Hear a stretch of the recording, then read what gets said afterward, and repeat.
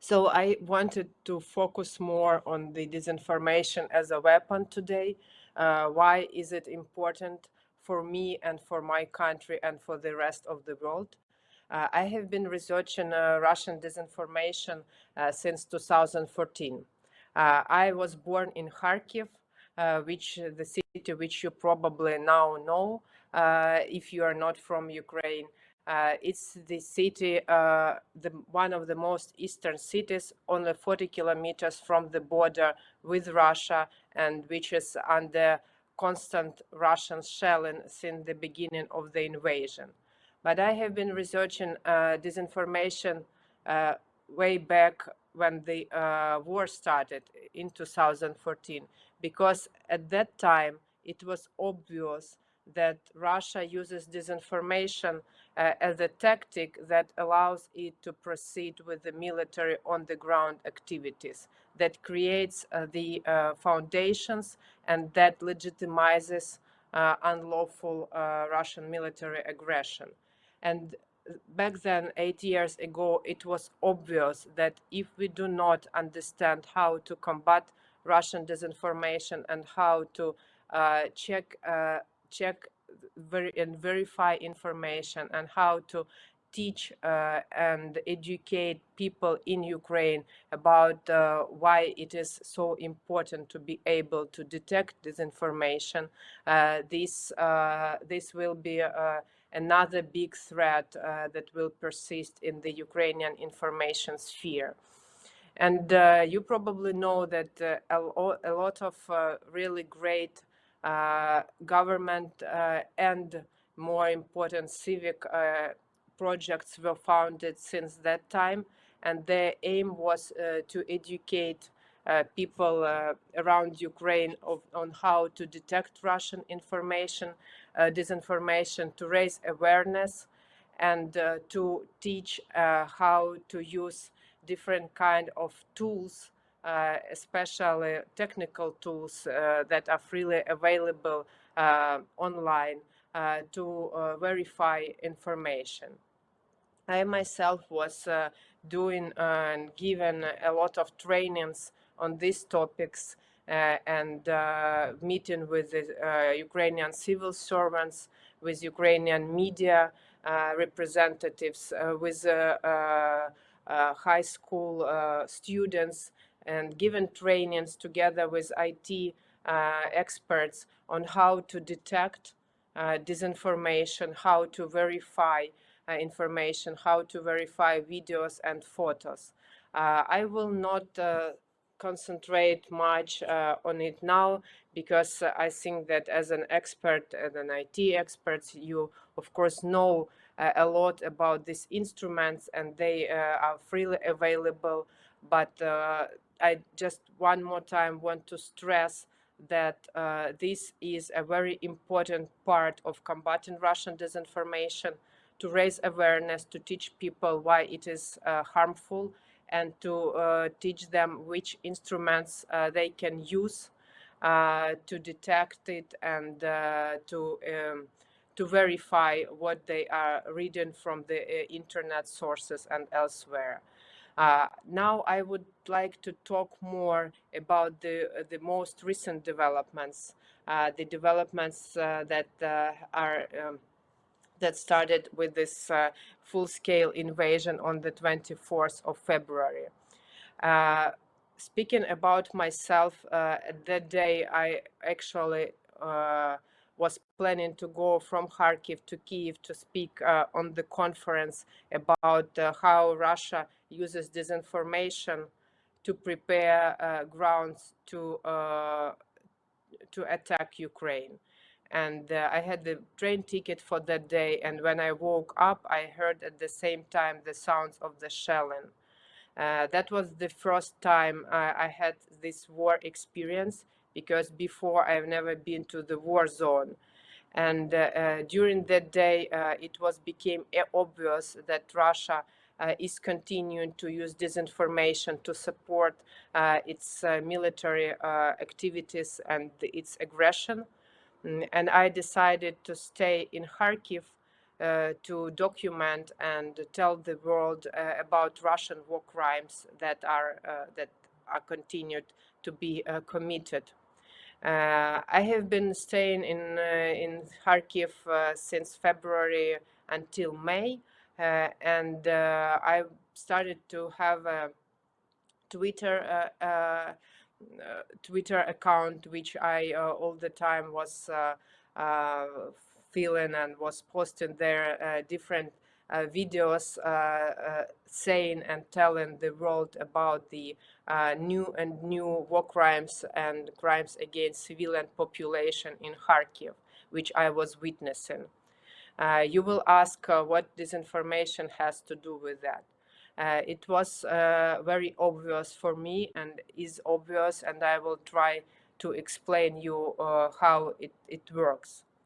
So Russian disinformation usually has three objectives or three, so to say, target audiences. The most important is the target audience inside Russia, because Russian disinformation and propaganda needs to explain the population in Russia, people in Russia, why are they waging this war, so that support among Russian population of the war will grow. You know that they call it very shyly special military operation. The term war is forbidden inside Russia. But nevertheless, they try to persuade people in Russia that they need to support it. How do they do it? To persuade Russians in that, Russian propaganda and state media try to show that there is some kind of threat from Ukraine and from Ukrainian allies towards Russia. And to protect itself, Russia has to attack. This is the main narrative which you can see everywhere in Russian sources. So they will explain that they are waging this war or killing Ukrainians just because they need to protect Russia from so-called threat from the West and Ukraine, which West, as they say, use as a puppet state. And to legitimize this narrative and these disinformation messages, they completely turn around and twist all kinds of facts.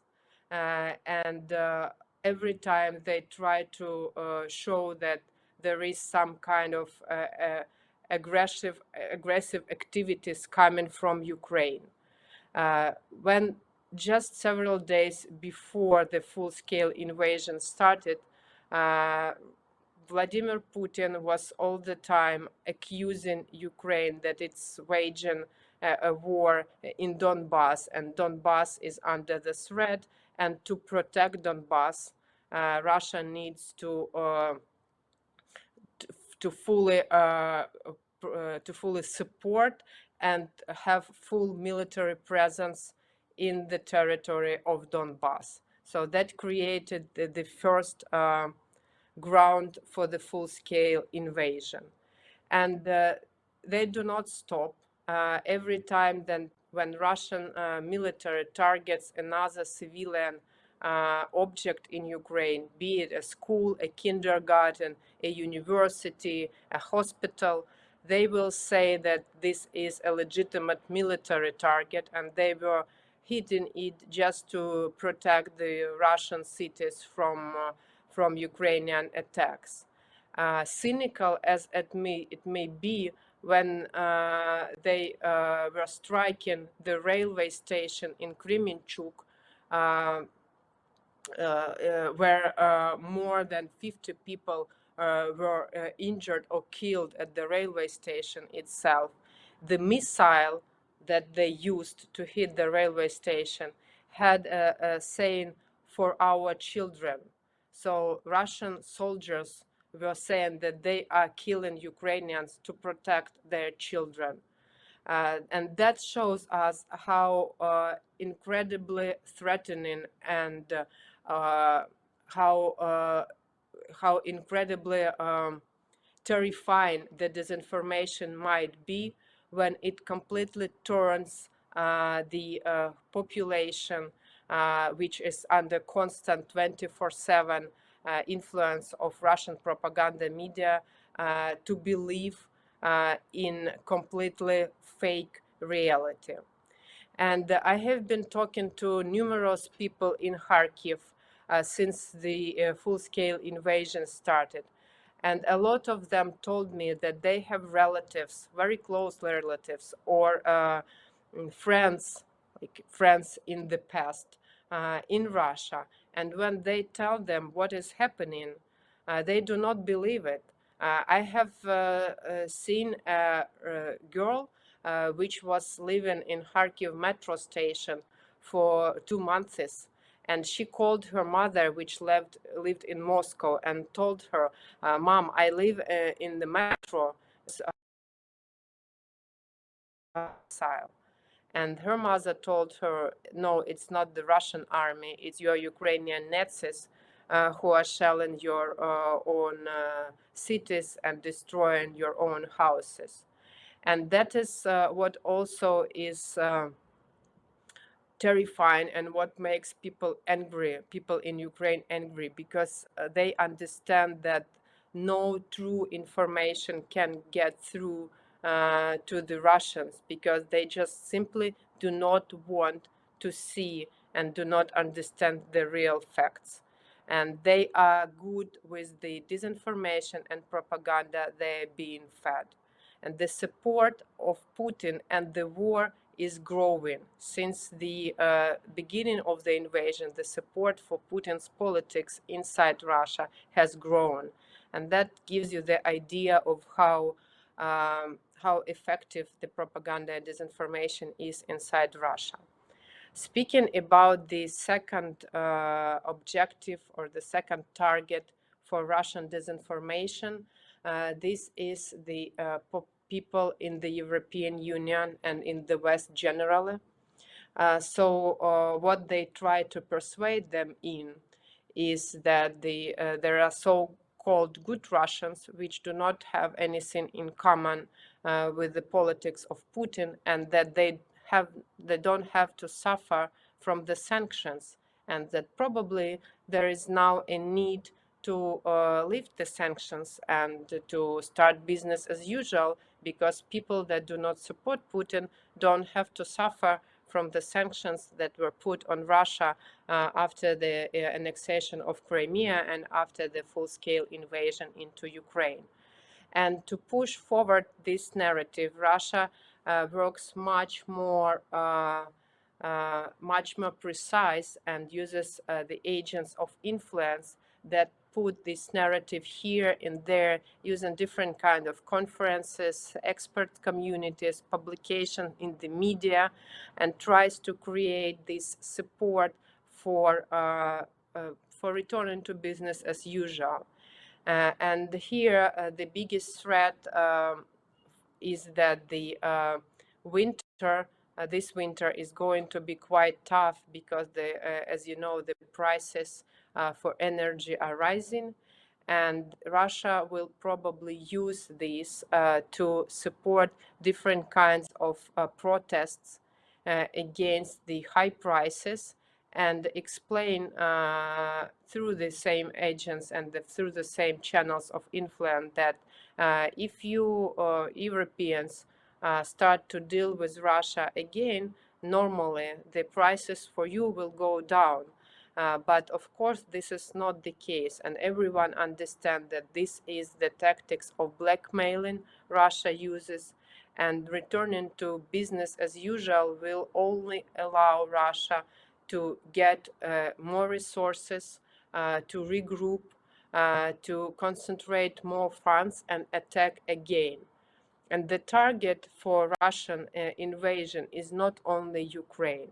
Vladimir Putin has openly stated that his aim is the restoration of empire. So he is not going to stop in Ukraine. He will go further. Russian state media openly discuss that the next targets for the possible military attack might be the countries of the Baltic countries, Poland, and other countries. So that means that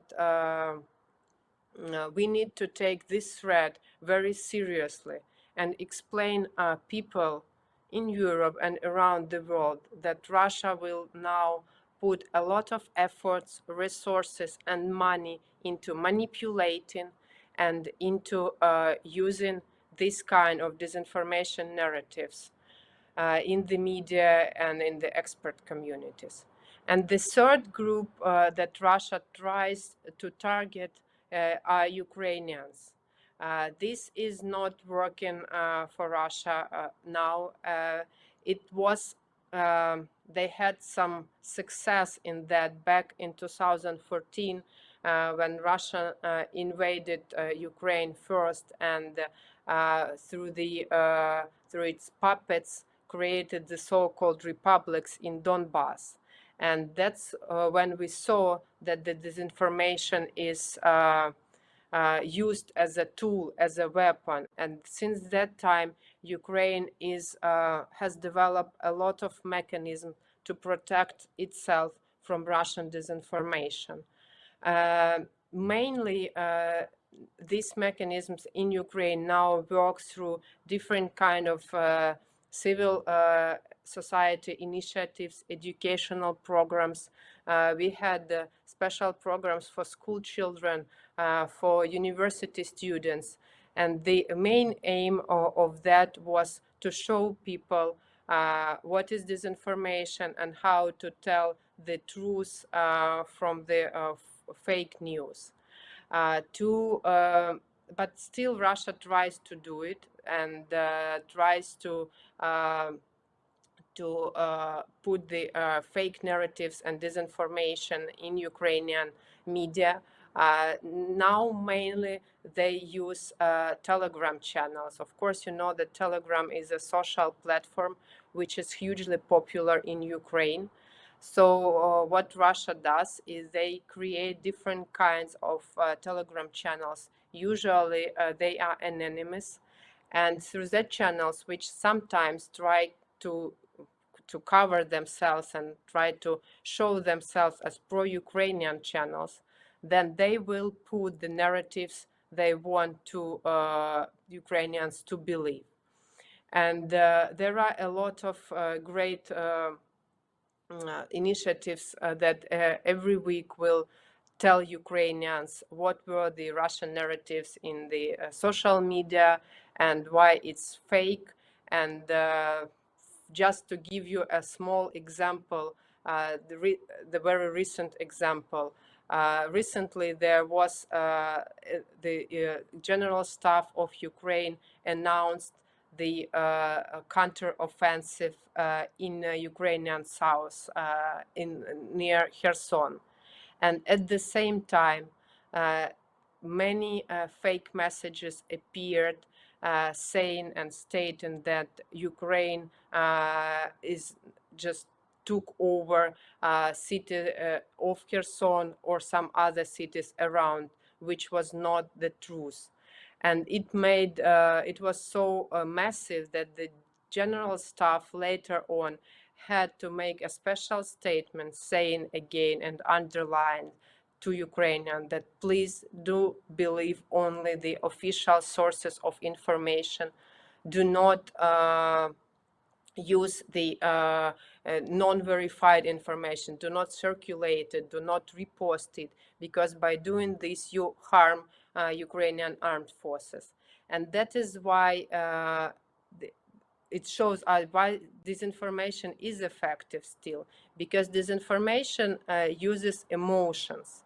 If people feel very emotional about something, it makes much more easier to manipulate them and to use their emotions and to try to put forward the narrative Russia is now concentrating at.